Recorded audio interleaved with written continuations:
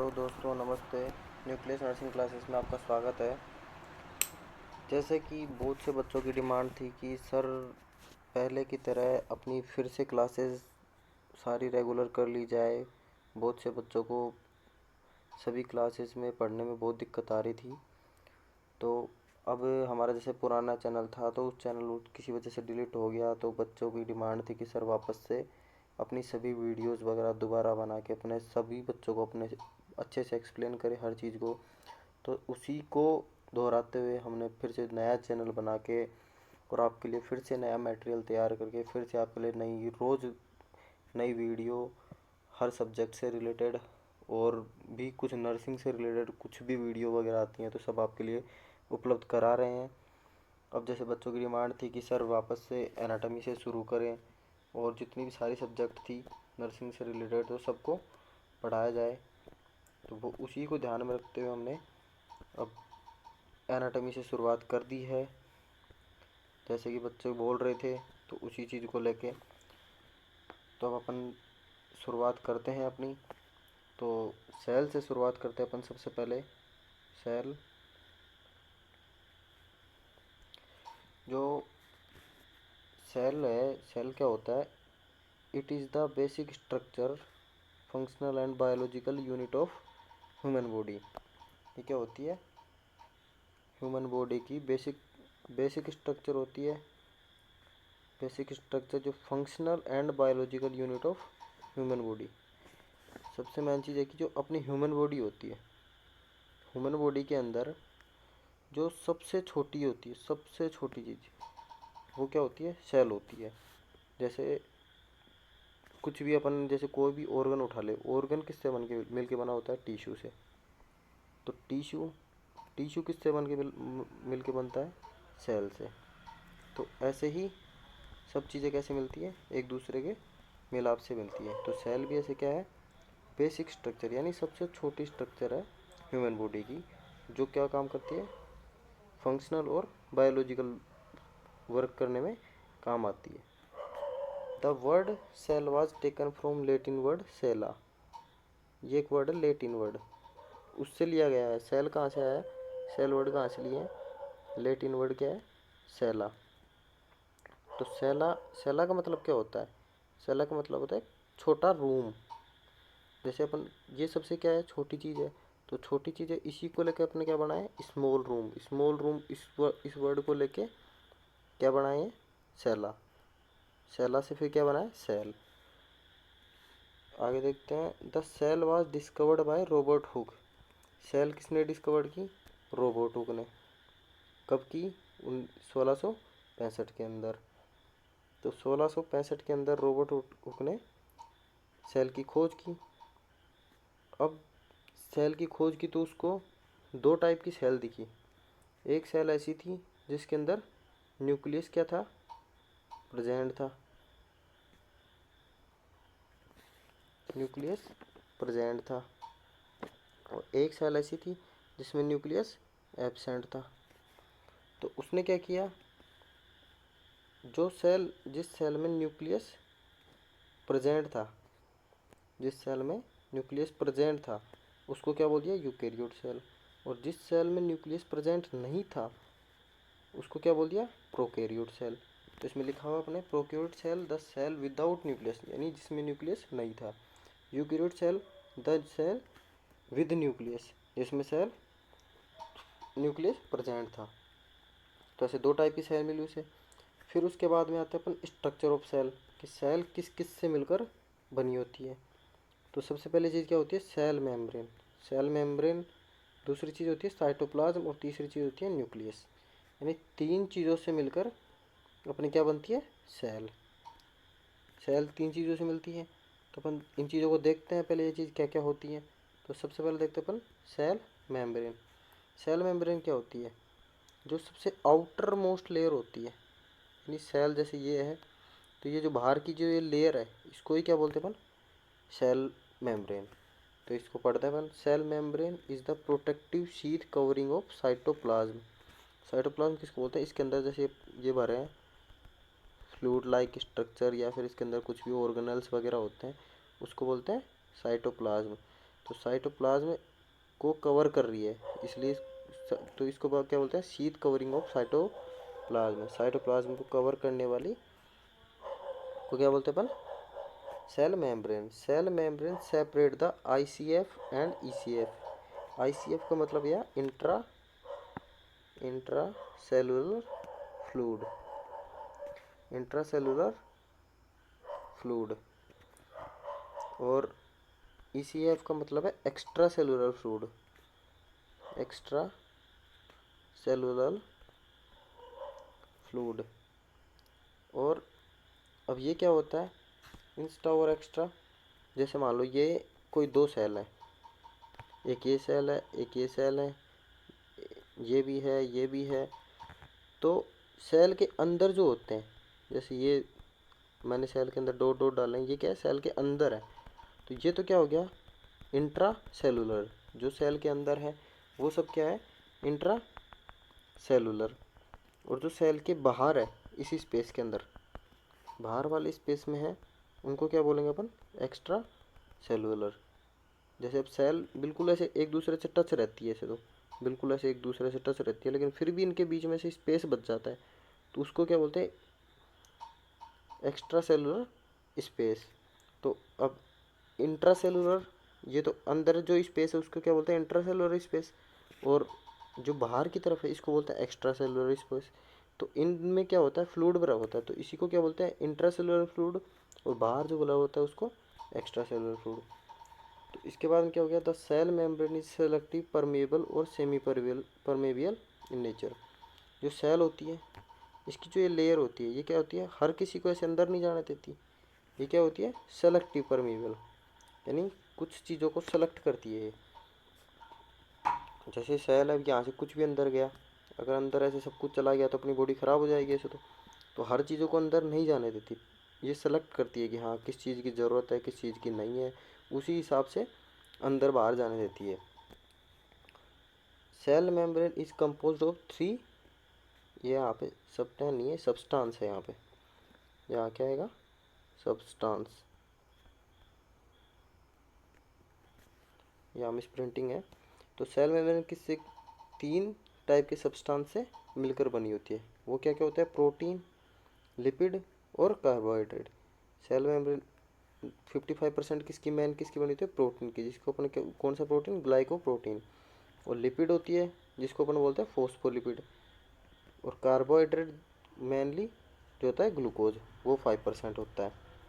उसके बाद देखते हैं कि सेल मेम्ब्रेन के फंक्शंस क्या क्या है। Functions of cell membrane, cell membrane is responsible for protection of cytoplasmic organelles, यहाँ पे कोमा आएगा, absorption of nutrient, excretion of metabolites and waste products, exchange of blood gas, and also responsible for the maintenance of the shape and size of the cell। अब जैसे ये cell है, अब इस cell के अंदर क्या बोल रहा है, सबसे पहले protection of cytoplasmic organelles. Cell के अंदर ये ऑर्गेनल्स वगैरह होते हैं, सेल के अंदर छोटे छोटे राइबोसोम वगैरह, माइटोकॉन्ड्रिया, गोल्जी बॉडी, बहुत से ऑर्गेनल्स होते हैं, वो भी आगे बढ़ेंगे अपन। तो उन ऑर्गेनल्स का क्या करती है, प्रोटेक्शन करती है।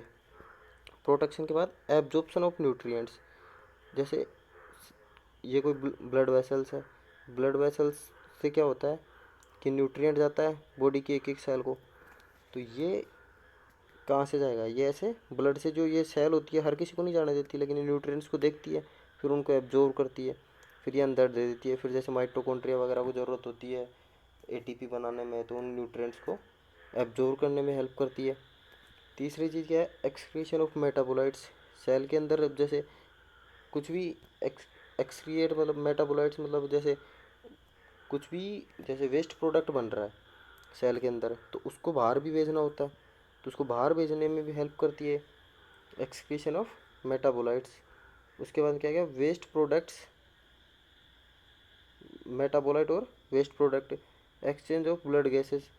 ब्लड गैसेस जैसे अपन रेस्पिरेशन के अंदर होता है कि जो एल्विलाई की सेल होती हैं वो क्या करती हैं, O2 को, तो जैसे ब्लड, एल्विलाई की सेल O2 को एब्जॉर्व करती हैं और किस में डालती है, ब्लड के अंदर। फिर ब्लड से जो टिश्यू की वो होती है, वो क्या करती है, O2 को एब्जॉर्ब करती है, फिर वो CO2 को किस में डालती है, ब्लड के अंदर। तो ये सारा काम क्या क्या कर रही है, ये एब्जॉर्प्शन का काम कैसे हो रहा है, ये एक्सचेंज हो रही है गैसों का, तो इसलिए क्या काम करती है, ब्लड गैसेस भी एक्सचेंज करती हैं। Also responsible for maintenance of shape and size of cell. अब ये क्या करती है, अब किसी भी चीज़ के बाहर ऐसे कवरिंग होगी तो उसकी शेप वगैरह मेंटेन करने में भी काम आता है, साइज में भी हेल्प करती है, ज़्यादा बड़ा छोटा जो भी है इसका साइज में भी हेल्प करती है। उसके बाद में अपन ने क्या पढ़ा था, तीन चीज़ पढ़ी थी, किस किस से बनती है सेल, सेल मेम्ब्रेन, दूसरा हो गया अपने पास साइटोप्लाज्म। तब अपन साइटोप्लाज्म के लिए पढ़ते हैं। Cytoplasm is the jelly like material formed 70% of water. इसके अंदर 70% तो क्या होता है, वाटर होता है। Various particles of different shape and size regard as organelles. 70% तो क्या होता है, इसमें वाटर होता है, और वेरियस यानी अलग अलग टाइप के पार्टिकल्स होते हैं, और डिफरेंट शेप, जो डिफरेंट शेप के होते हैं, साइज के होते हैं, रिगार्ड उनको क्या बोलते हैं अपन, ऑर्गेनल्स। मैं जैसे अभी आपको बता रहा था कि सेल होती है, सेल के अंदर ऑर्गेनल्स होते हैं, जैसे लाइसोसोम हुआ, माइटोकॉन्ड्रिया हुआ, राइबोसोम हुआ, तो वो सब क्या होते हैं, ऑर्गेनल्स होते हैं। तो ये वही बोल रहा है कि 70% तो इसमें क्या होता है, वाटर होता है सेल के अंदर, और 70% वाटर, और बाकी क्या होते हैं, ऑर्गेनल्स। तो वो अब ये आ गया अपने पास, नेक्स्ट वर्ड आ गया साइटोसोल। साइटोसोल किसको कहते हैं अपन, अब ये एक्स्ट्रा वर्ड है। साइटोप्लाज्म को जैसे अपन वो डेफिनेशन साइटोप्लाज्म की होती है, उसी टाइप से साइटोसोल होता है। साइटोसोल क्या होता है, the liquid portion of cytoplasm. Cytoplasm में अपन ने क्या पढ़ा कि ये वाटर वाला लिक्विड वाला जो मटेरियल है उसको अपन क्या बोलते हैं, साइटोसोल। उसको क्या बोलते हैं, साइटोसोल। और जो ये ऑर्गेनल्स जो होते हैं इनको छोड़कर, अब सेल के अंदर जो वाटर ही होता है, जैसे 70% यहाँ बता रहा है, 70% वाटर, तो वो ही क्या होता है, साइटोसोल, उसी को साइटोसोल ही बोलते हैं। मतलब उसको छोड़ के इसमें लिख रखा है, देखो, the liquid portion of cytoplasm which does not contained with organelles, यानी ऑर्गेनल्स को हटाकर जो भी लिक्विड पोर्शन बचता है उसको अपन क्या बोलते हैं, साइटोसोल। उसके बाद में बात करते हैं अपन, ये क्या दिखा रहा है, प्रोटोप्लाज्म। प्रोटोप्लाज्म क्या होता है, प्रोटोप्लाज्म होता है साइटोप्लाज्म प्लस न्यूक्लियोप्लाज्म। ये हो गया सेल, सेल के अंदर ये क्या हो गया, साइटोप्लाज्म। साइटोप्लाज्म, अब सेल के अंदर एक होता है न्यूक्लियस। ये क्या होता है, न्यूक्लियस। जो अपन ने पढ़ा है तीसरी स्ट्रक्चर क्या है, वो न्यूक्लियस ही है। तो न्यूक्लियस के अंदर भी फ्लूइड होता है, उसको बोलते हैं अपन न्यूक्लियोप्लाज्म। इस फ्लूइड को क्या बोलते हैं, न्यूक्लियोप्लाज्म। ये न्यूक्लियो, तो साइटोप्लाज्म इसको, और इन दोनों को न्यूक्लियोप्लाज्म, इन दोनों को मिला के अपन क्या बोलते हैं, प्रोटोप्लाज्म। ठीक है, अब आगे चलते हैं अपन, organelles of cell, organelles of cytoplasm, sorry, cytoplasm के अंदर ऑर्गेनल्स कौन कौन से होते हैं। तो एंडोप्लाज्मिक रेटिकुलम, सबसे पहले अपन क्या देख रहे हैं, एंडोप्लाज्मिक रेटिकुलम। एंडोप्लाज्मिक रेटिकुलम क्या होता है, मेम्ब्रेन बाउंडेड ऑर्गेनल है। एंडोप्लाज्मिक रेटिकुलम के अंदर क्या होता है, उसके अंदर मेम्ब्रेन होती है, ऐसा एक ऑर्गेनल है, यानी साइटोप्लाज्म के अंदर एक छोटा सा ऑर्गन पाया जाता है, उसको बोलते हैं एंडोप्लाज्मिक रेटिकुलम, जिसके ऊपर भी क्या है, मेम्ब्रेन है। Endoplasmic reticulum is two types, उसके टू टाइप्स होते हैं। आपने कभी देखा हो तो सेल वगैरह की स्ट्रक्चर, वो इतना छोटी वीडियो के अंदर अपन इतना लॉन्ग नहीं बता सकते, लेकिन फिर भी सफिशियंट है मैटर अपना जो भी है।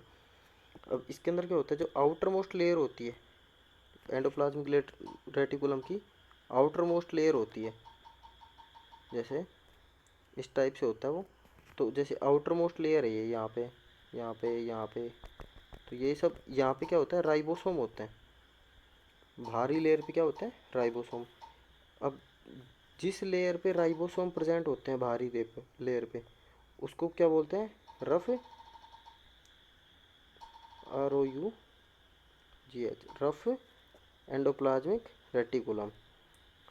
रफ कैसे हो गया कि अगर आप जैसे किसी भी चीज़ के ऊपर अपन ऐसे दाने दाने से कर देंगे तो वो ऐसे रफली नहीं लगता अपने को, उसी टाइप से इसको क्या बोल देंगे, रफ एंडोप्लाज्मिक रेटिकुलम। पढ़ लेते हैं अपन एक बार फिर। It contain ribosomal granules on the outer surface. मैंने बताया आपको आउटर सरफेस पे क्या होते हैं, राइबोसोम प्रेजेंट होते हैं। So it have rough surface, इस कारण से क्या हो जाती है, रफ सरफेस हो जाती है। It is responsible for protein synthesis. इस पे जो ये राइबोसोम होते हैं ये क्या काम करते हैं, प्रोटीन का सिंथेसिस करते हैं, प्रोटीन सिंथेसिस में हेल्प करते हैं अपन। दूसरी बात करें अपन एस ई आर बोले तो smooth endoplasmic reticulum. It does not contain ribosomal granules. मैंने जैसे भी बताया आपको कि जो उस पे तो क्या होता है, ग्रेनुल्स प्रेजेंट होते हैं, और इस पे क्या होता है कि जो अंदर वाली सतह होती है इसमें क्या होता है, जो इसके आगे ऐसी सरफेस जिसकी आउटर सरफेस पे ये राइबोसोम एब्सेंट होते हैं, राइबोसोम क्या होते हैं, एब्सेंट होते हैं, उसको अपन क्या बोलते हैं, स्मूथ ई आर। क्योंकि वो राइबोसोम प्रेजेंट नहीं होगी तो वहाँ पे अपने को रफ सरफेस नहीं मिलेगी, तो उसको क्या बोलेंगे, स्मूथ ई आर। अब बात करें अपन फंक्शंस क्या है स्मूथ ई आर के। रफ ई आर के तो क्या थे, protein synthesis. Smooth E R के क्या है, functions of smooth E R. It is responsible for synthesis of non protein substances such as cholesterol, steroid. वो तो क्या सिंथेसिस करता था, प्रोटीन, तो प्रोटीन बनाने का काम तो उसने कर लिया। अब कोलेस्ट्रॉल और स्टेरॉइड्स बनाने का काम कौन कर रहा है, S E R. In skeletal muscles, skeletal muscles क्या होती है, वो मसल्स जो अपने वॉलेंट्री कंट्रोल में हो। वॉलेंट्री कंट्रोल का मतलब अपन जैसे अपन हाथ हिला रहे हैं तो वो अपने कंट्रोल में हाथ हिलाना, तो वो क्या हो गया, वॉलेंट्री कंट्रोल। तो वॉलेंट्री कंट्रोल में होता है वो होता है स्केलेटल मसल्स। तो स्केलेटल मसल्स के अंदर क्या होता है, ये कहता है in skeletal muscle the smooth ER. Smooth ER क्या होता है, major site of storage and metabolism of calcium. कि जो ये क्या करता है, कैल्शियम का मेटाबॉलिज्म करता है और स्टोरेज करता है, किसके अंदर, स्केलेटल मसल्स के अंदर। इसका क्या काम एक और हो गया, स्केलेटल मसल्स में कैल्शियम का स्टोरेज और उसका मेटाबॉलिज्म करने का काम स्मूथ ईआर का हो गया। याद रखना किसके अंदर, only skeletal muscles. It is also responsible for detoxification of toxic substances like some drugs. अपन कोई भी ड्रग्स वगैरह लेते हैं तो उनको डिटॉक्सिफिकेशन करना है। डिटॉक्सिफिकेशन मतलब जैसे टॉक्सिसिटी वगैरह, जैसे किसी भी चीज़ की अपन जैसे कोई भी ड्रग्स लेते जा रहे हैं तो अपन वो एक्सक्रीट वगैरह कैसे होती है, वो उसको फॉर्म चेंज करते हैं वो। तो फॉर्म चेंज करने के बाद वो क्या होता है, अपने शरीर से एक्सक्रीट होती है। और वो फॉर्म चेंज तभी होती है, फॉर्म चेंज होती है तभी वो एक्सक्रीट होती है। वो फॉर्म चेंज करने का काम कौन कर रहा है, एक तरीके से ये काम ही कौन कर रहा है, स्मूथ ईआर कर रहा है। डिटॉक्सिफिकेशन यानी उसकी जो टॉक्सिसिटी है उसको ख़त्म कर रहा है ये। उसके बाद में अगला ऑर्गेनल क्या आ गया, गोल्जी एपरेटस। गोल्जी एपरेटस भी कैसा होता है, मेम्ब्रेन होती है इसके ऊपर भी। Golgi apparatus situated near the nucleus. ये सेल सेल होती है, सेल के न्यूक्लियस के पास में होता है ये Golgi apparatus. It is responsible for packaging of labeling and transporting of protein and other molecule like lipid to different part of the cell। ये क्या करता है, रेस्पॉन्सिबल पैकेजिंग, प्रोसेसिंग पैकेजिंग। ये क्या करता है कि एक तरीके से ये जो पार्सल वाले होते हैं उसकी तरह मान लो कि प्रोसेसिंग करता है, पैक करता है, उसकी लेबल करता है, transporting of protein and other molecule like lipid different part of cell. Cell में किसी भी चीज़ को कहीं पे भी ज़रूरत पड़ गई तो जैसे अपने को किसी भी चीज़ की ज़रूरत पड़ती तो अपने पास पार्सल वाला आता है, अपन मंगवाते हैं। तो उसी तरीके से वो लेबल वगैरह करते हैं, पहले उसको उसको पैक करते हैं, फिर उस पर लेबल करते हैं कि कहाँ क्या भेजना है, फिर उसको ट्रांसपोर्ट करते हैं। तो वही काम किसका होता है, गोल्जी एपरेटस का। ये एक तरीके से अपने पास क्या हो गया, पार्सल वाला हो गया। गोल्जी एपरेटस किसकी तरह होता है, पार्सल वाले की तरह।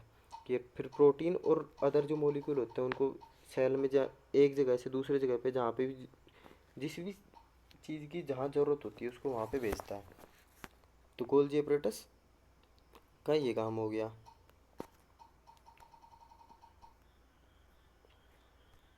अब बात करते हैं लाइसोसोम की। लाइसोसोम क्या होता है? मेम्ब्रेन बाउंड ऑर्गेनल होता है कि जिसके ऊपर क्या होते हैं? मेम्ब्रेन। लाइसोसोम पे भी क्या होती है? मेम्ब्रेन। लाइसोसोम का नाम आपने सुना होगा कि हाँ, आत्मघाती थैली। आत्मघाती थैली।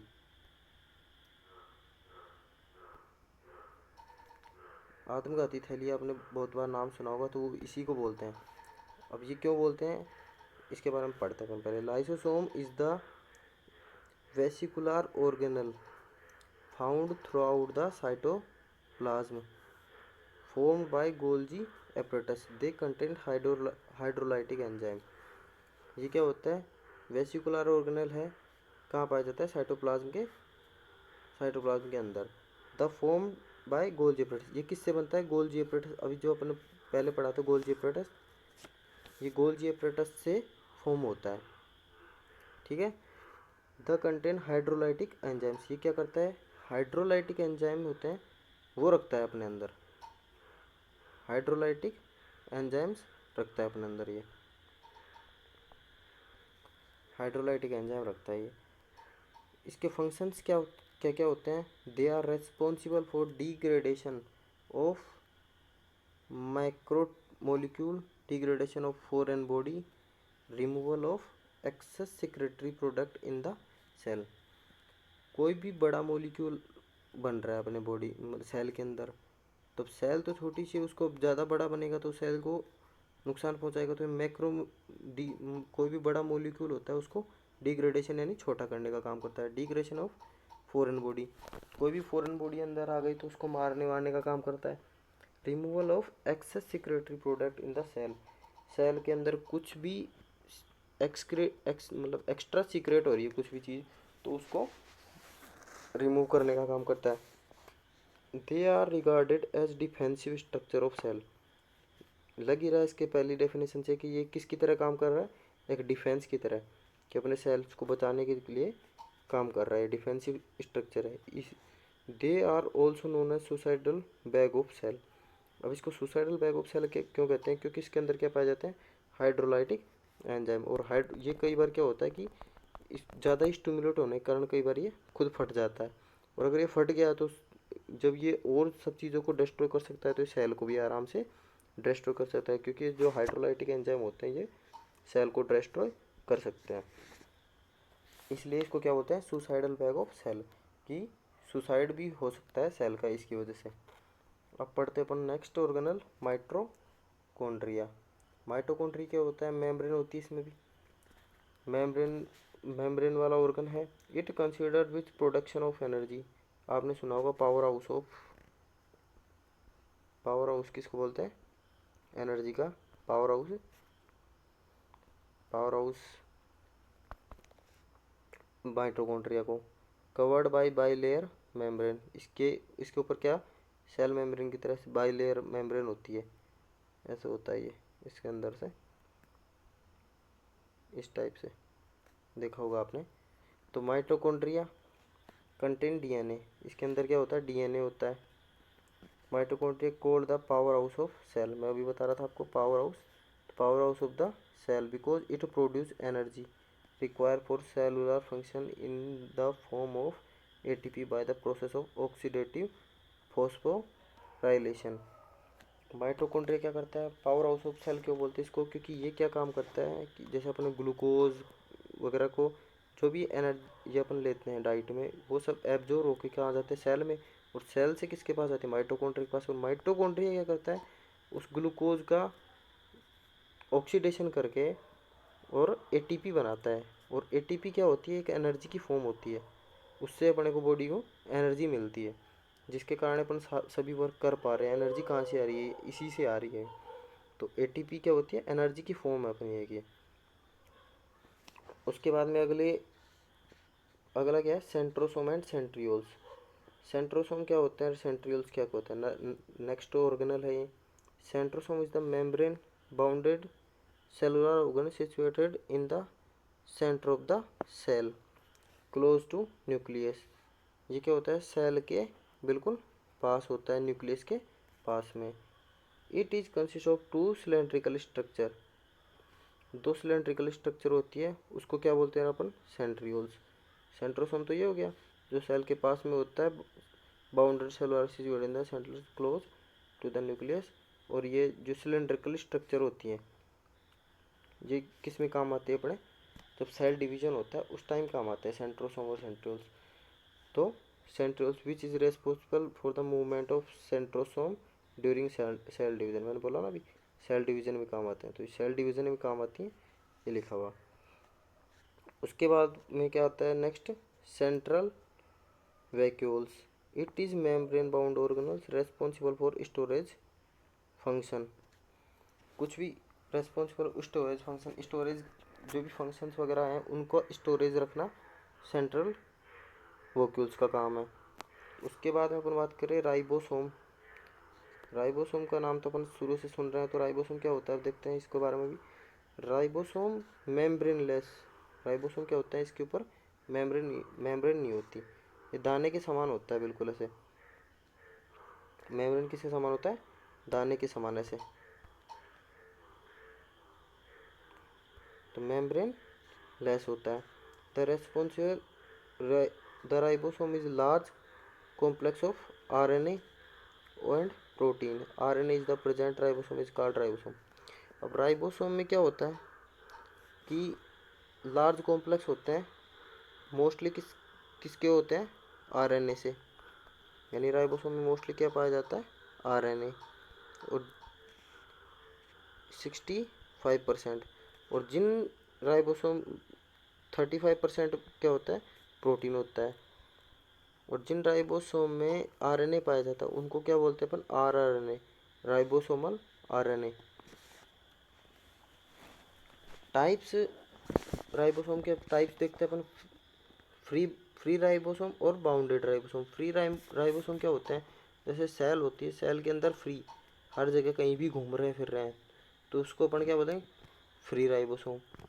और जो राइबोसोम ER के साथ अपन देखे थे, RER, रफ ER के साथ अटैच थे, उनको क्या बोलते हैं अपन, बाउंडेड। यानी वो बाउंड हो रहे हैं किसी, देखिए पढ़ते हैं अपन, free ribosome they are free floating distribute in the cytoplasm, यानी साइटोप्लाज्म के अंदर हर जगह फ्री घूम रहे हैं। और they are attach to rough ER, जो रफ ER के साथ अटैच्ड हैं, तो उसको क्या बोलते हैं, rough ER। Bounded ribosome. Ribosome are concerned with protein synthesis in cell. Ribosome किस काम में आते हैं, प्रोटीन सिंथेसिस करने के अंदर। Ribosome are also known as protein factory of cells या engine of cell. Protein factory या फिर इसको इंजन ऑफ सेल भी कहते हैं, क्योंकि प्रोटीन का फॉर्मेशन करता है इसलिए। इसके बाद में नेक्स्ट ऑर्गेनल है अपना microtubules and microfilaments. They are membraneless, ये भी क्या होते हैं, मेम्ब्रेनलेस ऑर्गेनल्स होते हैं, present throughout the cytoplasm, cytoplasm के अंदर होते हैं। They determine the shape of cell and provide mechanical support of cell. ये क्या करते हैं, सेल होती है, सेल के अंदर इसकी ऐसे ऐसे होते हैं जैसे, तो ये क्या करते हैं, सेल की मैकेनिकल सपोर्ट करते हैं। The structure of also known as cytoskeleton. ये किसकी तरह, एक तरीके से जैसे अपने शरीर में हड्डी होती है उसी तरीके से हड्डियों की तरह ही है ये भी। तो ये सेल की हड्डियाँ को कौन है, ये माइक्रोट्यूबुल और माइक्रोफिलामेंट, इसलिए इनको क्या बोलते हैं, साइटोस्केलेटन ऑफ सेल। उसके बाद में अपन देखो यहाँ पे पढ़े थे अपन तीन चीज़ें, ये सेल की स्ट्रक्चर के अंदर कि सेल में क्या क्या पाई जाती हैं, ये तीन चीज़ें पढ़े थे। सेल मेम्ब्रेन, सेल मेम्ब्रेन अपन ने पढ़ लिया। उसके बाद में साइटोप्लाज्म, साइटोप्लाज्म पढ़ा, साइटोप्लाज्म ये थाई, साइटोप्लाज्म के अंदर फिर ऑर्गेनल पाए जाते हैं कुछ, तो उन ऑर्गेनल्स के बारे में पढ़ लिया। अब तीसरी चीज़ सेल किससे बनी होती है, न्यूक्लियस, जो सेल के सेंटर में होता है। तो न्यूक्लियस के बारे में अपन अब पढ़ते हैं। न्यूक्लियस, तो क्या आ गया अपना तीसरा चीज़, क्या आ गया, nucleus. Nucleus is the most prominent and largest cellular organelle. एक तरीके से ये भी क्या हो गया, ऑर्गेनल ही है। तो ये सबसे लार्जेस्ट सेलुलर ऑर्गेनल हो गया। Nucleus is covered by A membrane called nuclear membrane contain many components. Nucleus क्या होता है, वही सेल की तरह होता है। ये तो सेल हो गई, इस सेल के अंदर न्यूक्लियस हो गया। न्यूक्लियस में ये एक मेम्ब्रेन हो गई जिसको न्यूक्लियर मेम्ब्रेन बोलते हैं अपन। कंटेन, इसके अंदर मैनी कंपोनेंट होते हैं, इसके अंदर फ्लूइड भी होता है और कंपोनेंट होते हैं। अब क्या क्या कंपोनेंट होते हैं दिखाता हूँ आपको। Major component of nucleus are nucleoplasm, मैंने बताया वो न्यूक्लियोप्लाज्म होता है, क्रोमेटिन और न्यूक्लियोलस। ये सेल, एक मिनट, ये हो गई सेल। सेल के अंदर ये हो गया न्यूक्लियस, न्यूक्लियस के अंदर ये न्यूक्लियोप्लाज्म, ये न्यूक्लियोलस और क्रोमेटिन। क्रोमेटिन एक तरीके से ये जैसे अपने क्रोमोसोम्स वगैरह ये पाए जाते हैं इनके अंदर। अभी बताता हूँ इनके बारे में आपको। तो न्यूक्लियर मेम्ब्रेन सबसे पहले ये पढ़ लेते हैं। Nuclear membrane is double layer porous in nature. Porous का मतलब एक तरीके से इसमें छिद्र होते हैं। न्यूक्लियोप्लाज्म, दूसरी बात करते हैं nucleoplasm is highly viscous fluid. Viscous fluid होता है। दे कंटेंट न्यूक्लियोटाइड्स। न्यूक्लियोटाइड्स के बारे में अगर अपन नेक्स्ट क्लास में पढ़ेंगे। न्यूक्लियोटाइड वगैरह सेल, जो न्यूक्लियस है, न्यूक्लियस के अंदर जो भी प्रोसेस वगैरह होती हैं, जो भी ये ऑर्गेनल्स वगैरह पाए जाते हैं, इनके बारे में अपन नेक्स्ट क्लास में अच्छे से पढ़ेंगे। तो इनके बारे में न्यूक्लियोटाइड वगैरह के बारे में आपको नेक्स्ट क्लास में अच्छे से समझाया जाएगा। तीसरा होता है chromatin is a thread like, जैसे आपने बताया ना major component of nucleus. Nucleus के अंदर 3 कंपोनेंट है, न्यूक्लियो प्लाज्म, क्रोमेटिन और न्यूक्लियोलस। तो न्यूक्लियोप्लाज्म अपन ने बता दिया, न्यूक्लियस, न्यूक्लियर मेम्ब्रेन के बारे में अपन ने बता दिया। और ये क्या होता है क्रोमेटिन। तो क्रोमेटिन क्या होता है, क्रोमेटिन ये thread like material made up of large molecules of DNA.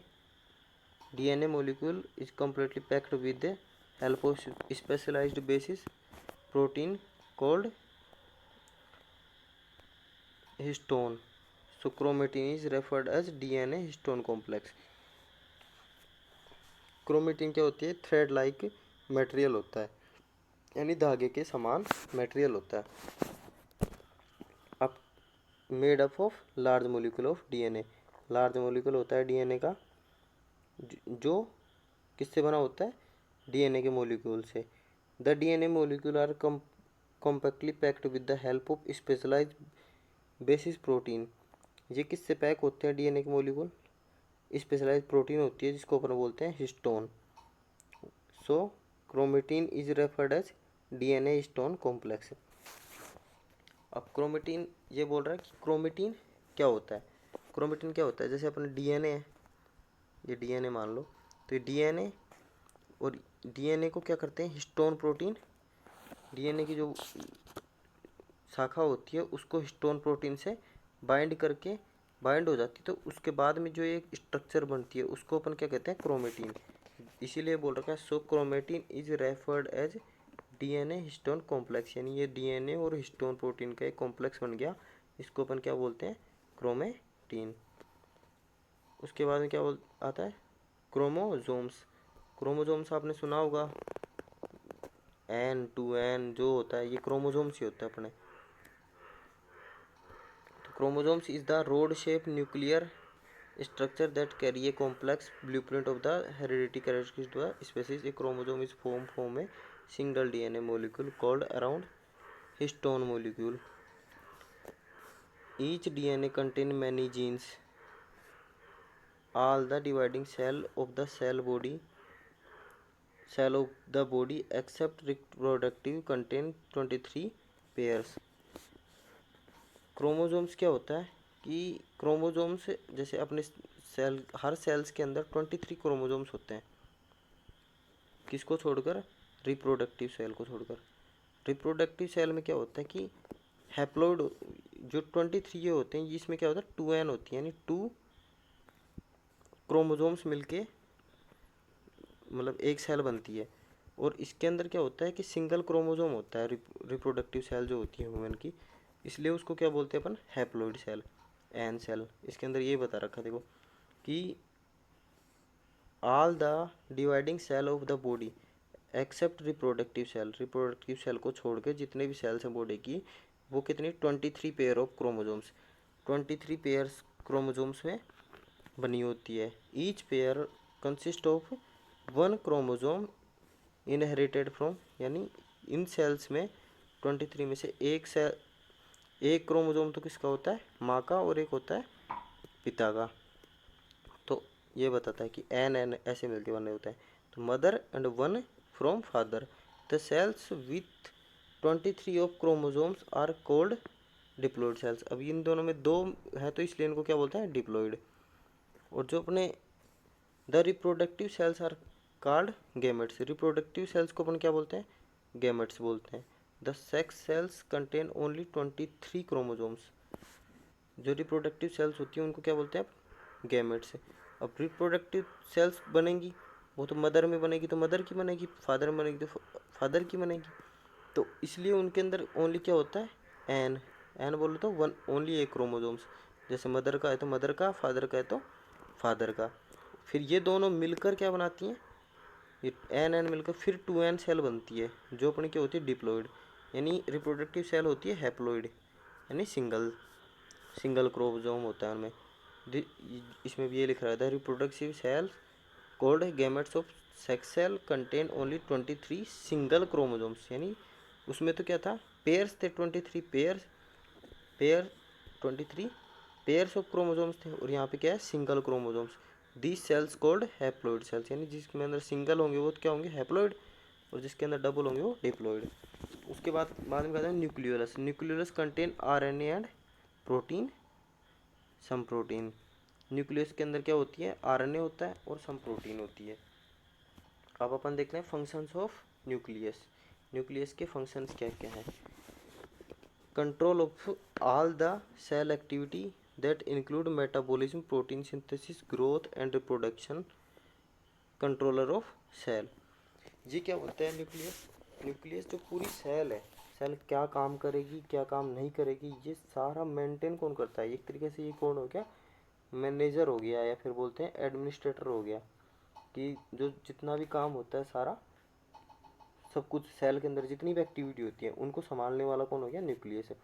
Synthesis of RNA, RNA का सिंथेसिस करता है। Sending genetic instruction to the cytoplasm for protein synthesis through messenger RNA. मैंने बताया ना कि ये क्या करता है, सब इन्फॉर्मेशन वगैरह जितना भी काम होता है सारे इसी के द्वारा। तो इन जेनेटिक इन्फॉर्मेशन भी सेंड करता है किसके द्वारा, मैसेंजर आरएनए के द्वारा। Control of the cell division through genes. Cell division कितना क्या करना है, उसका कंट्रोल किसके द्वारा, ये जीन्स के द्वारा करता है। Storage of heredity information in, storage क्या करते हैं, हेरेडिटी इन्फॉर्मेशन, कि जो भी जन्मजात अपन बोलते हैं ना कि हाँ भाई पिता के लक्षण आ रहे हैं, पिता के लक्षण आ रहे हैं बेटे में, माँ के लक्षण आ रहे हैं, तो वो सब किसके आते हैं, हेरिडिटी। वो किसके अंदर इन्फॉर्मेशन गैदर होती है, ये स्टोर किसके अंदर होती है, न्यूक्लियस के अंदर। The information of the and transformation of his information from one generation of the species to the next generation. Mother से या फादर से, इन दोनों से जो इन्फॉर्मेशन आती है बच्चे के अंदर, वो किस में आती है, वो न्यूक्लियस के द्वारा ही आती है। न्यूक्लियस के अंदर तो होते हैं डीएनए, तो डीएनए से इन्फॉर्मेशन गैदर होती है, तो डीएनए क्रोमोसोम्स वगैरह इन्हीं से इन्फॉर्मेशन जेनेटिकली हेरिडिटी इन्फॉर्म होती है one generation to other generation. यहाँ पे अपना सेल्स का ओवरव्यू कंप्लीट हुआ। अब नेक्स्ट क्लास में अपन इसके जो भी सेल्स के मतलब न्यूक्लियोटाइड से सेल डिवीज़न, न्यूक्लिक एसिड वगैरह, जैसे अपन मैंने बताया था कि न्यूक्लियस होता है, न्यूक्लियस के अंदर न्यूक्लियोटाइड होते हैं, तो जो किससे न्यूक्लिक एसिड से बनते हैं, तो उन सब के बारे में अपन नेक्स्ट क्लास में डिस्कस करेंगे। डीएनए, आरएनए, इन सब के बारे में कि सेल्स के, अब जैसे इसके अंदर न्यूक्लियस के अंदर डीएनए पाए जाते हैं, तो वो कैसे डीएनए में क्या क्या होता है वो सब अपन नेक्स्ट क्लास में डिस्कस करेंगे। तो अगर अपन एक बार सेल की ऑर्गेनल्स वगैरह के एक स्ट्रक्चर देख लेते हैं। ये देखो, ये है सेल, ये है सेल। अब ये सेल की बाहर तरफ ही क्या हो गई, सेल मेम्ब्रेन। ये देखो, ये जैसे बता रखा है, ये देखो यहाँ पे ये सारी सेल मेम्ब्रेन है ये। उसके बाद में क्या बता रखा है, ये न्यूक्लियस है। ये देखो, ये बता भी रखा है न्यूक्लियस। न्यूक्लियस के अंदर क्या पाए जाते हैं, डीएनए। और उसके बाद में न्यूक्लियस के बाहर जस्ट क्या है, एंडोप्लाज्मिक रेटिकुलम। और ये वाटरी जो फ्लूइड वगैरह है, इसको अपन क्या बोल रहे हैं, साइटोप्लाज्म। साइटोप्लाज्म के अंदर ये ऑर्गेनल्स हैं। और ये क्या हो गया, गोल्जी एपरेटस। ये माइटोकॉन्ड्रिया। और ये जो फ्लोटिंग राइबोसोम है, फ्लोटिंग है नहीं, फ्री राइबोसोम। और जो SER मतलब इसके ऊपर जो राइबोसोम है, वो वाले प्रोटीन सिंथेसिस जो कर रहे थे, RER पे थे, वो इस पे हैं। और ये फ्री वाले राइबोसोम है, ये अपने लाइसोसोम है। तो ऐसे सेल के अंदर सभी ऑर्गेनल्स ऐसे अलग अलग रहते हैं। और इन सबको इन्फॉर्मेशन यहाँ से न्यूक्लियस ये इन्फॉर्म करता है सबको कि किसको क्या काम करना है। जैसे राइबोसोम को क्या काम करना है तो वो इन्फॉर्मेशन भेजता है, लाइसोसोम को क्या करना है, जो भी इन्फॉर्मेशन सबको, गोल्जी एपरेटस को क्या करना है, सबको इन्फॉर्मेशन ये यहाँ से न्यूक्लियस से इन्फॉर्मेशन गैदर रहती है, वो इन्फॉर्मेशन इनको मिलती है। तो इस हिसाब से सारे काम होते हैं। तो अपना सेल हो गया। और इसके बारे में सेल, एक सेल से दूसरी सेल कैसे बनती है, सेल डिवीज़न और न्यूक्लिक एसिड वगैरह, ये इन्फॉर्मेशन कैसे आती है एक दूसरे से, वो सारे अपन नेक्स्ट क्लास में पढ़ेंगे। थैंक यू दोस्तों। नेक्स्ट क्लास के लिए अब हमारे चैनल को सब्सक्राइब कर लो, लाइक करो, शेयर करो। अगर कुछ भी आपको प्रॉब्लम है क्लास में, या कुछ भी आपको थोड़ा डिटेल में कुछ चाहिए, कुछ भी इन्फॉर्मेशन आपको देनी हो, तो आप कमेंट करें, जिससे जैसे आप चाहोगे उसी हिसाब से आपको क्लास मिलेगी और सभी सुविधाएं आपको उपलब्ध हो जाएंगी हमारे द्वारा। ठीक है दोस्तों, धन्यवाद, मिलते हैं।